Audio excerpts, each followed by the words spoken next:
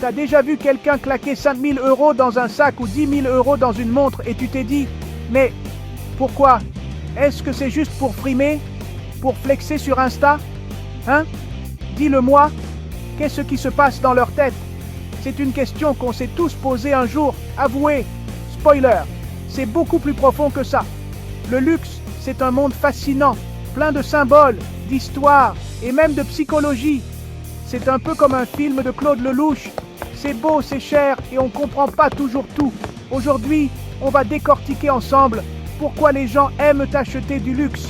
Prépare-toi à voir le luxe autrement. Attachez vos ceintures, ça va décoiffer. Depuis la nuit des temps, les riches, les puissants, les stars, bref, ceux qui ont le rond, aiment bien le montrer. C'est humain, c'est animal, c'est comme ça. Avant, c'étaient les couronnes en or qui brillaient, les palais gigantesques, les carrosses dorées, tirés par des chevaux plus blancs que blancs. Aujourd'hui, c'est les montres suisses qui coûtent le prix d'une voiture, les sacs à main en cuir de bébé licorne, les voitures électriques qui font vroom vroom, silencieux, à 150 000 balles. Le luxe, c'est un signal de statut social.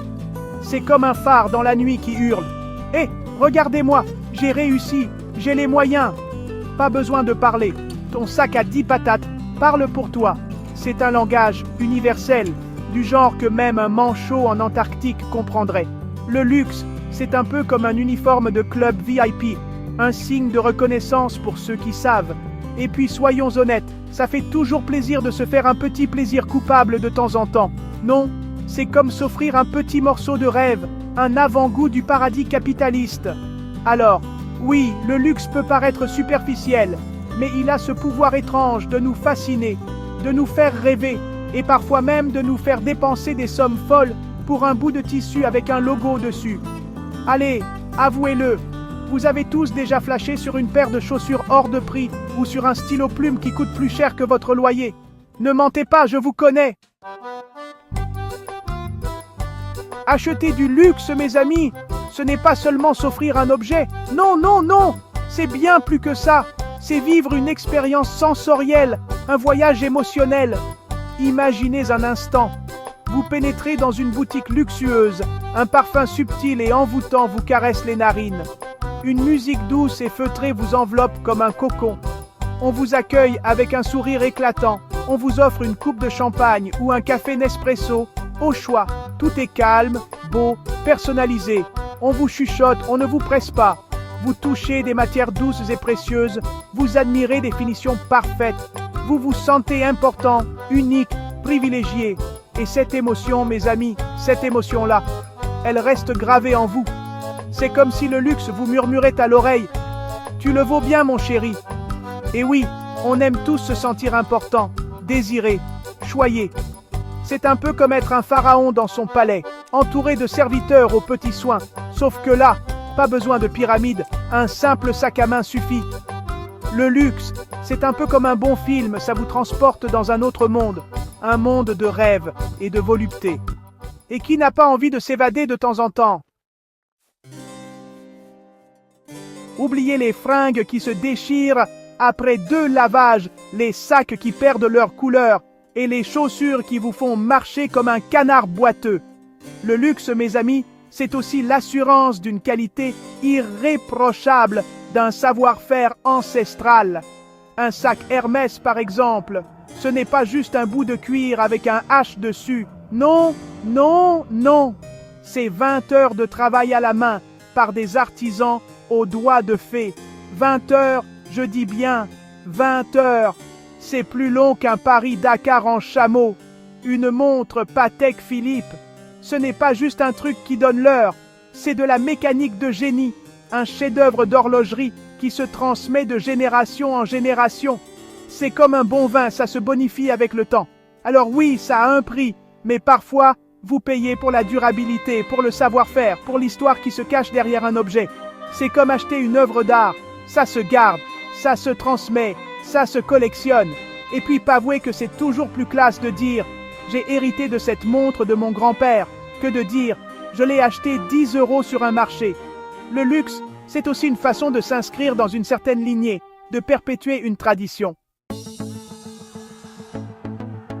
Alors là, on rentre dans le vif du sujet, mes amis. Qui n'aime pas se faire plaisir? Personne. C'est humain, c'est même vital. On bosse dur, on court partout, on encaisse les coups durs de la vie.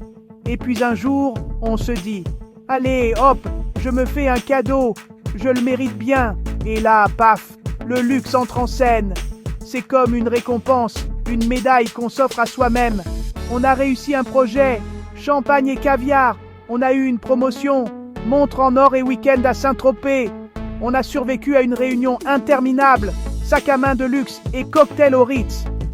Le luxe devient alors un symbole de réussite personnelle, un bravo qu'on se donne à soi-même. Et franchement, on a bien le droit de se faire plaisir de temps en temps, non? La vie est trop courte pour s'en priver. Alors, la prochaine fois que vous hésiterez à craquer pour ce petit quelque chose qui vous fait de l'œil, rappelez-vous, vous le valez bien. Ah, les réseaux sociaux, Instagram, TikTok, Facebook, Twitter, ces plateformes infernales qui nous bombardent d'images parfaites, de vies de rêve, de luxe à gogo. On y voit des influenceurs bronzés siroter des cocktails sur des yachts, des stars s'afficher avec des montres à 50 000 € et des blogueuses mode nous présenter leurs derniers achats chez Dior ou Chanel. Le luxe est partout, omniprésent, hypnotique. Et plus on le voit, plus on a envie d'y goûter, d'en faire partie. C'est le piège redoutable de la comparaison sociale. On se compare, on envie, on jalouse. Et pour certains, le luxe devient alors un moyen de se valoriser, de montrer qu'on a réussi, qu'on est dans le coup. On achète du luxe pour avoir plus de likes, plus de followers, plus de commentaires envieux. Le luxe devient un outil de marketing personnel, une façon de se créer une image, un statut social virtuel. Alors, attention au mirage des réseaux sociaux, mes amis. Ne vous laissez pas influencer par les apparences trompeuses. Le bonheur ne se trouve pas au fond d'un sac à main de marque, même s'il est très beau. Le luxe, vous l'aurez compris, c'est bien plus qu'une question d'argent. C'est un mélange complexe d'émotions, de symboles, d'envie de se démarquer, de se faire plaisir, de rêver. Et que vous soyez pour ou contre, force est de constater que le luxe reste un phénomène ultra puissant qui fascine autant qu'il intrigue. D'ailleurs, vous, qu'en pensez-vous? Est-ce que vous achèteriez du luxe si vous en aviez les moyens? Dis-moi tout en commentaire.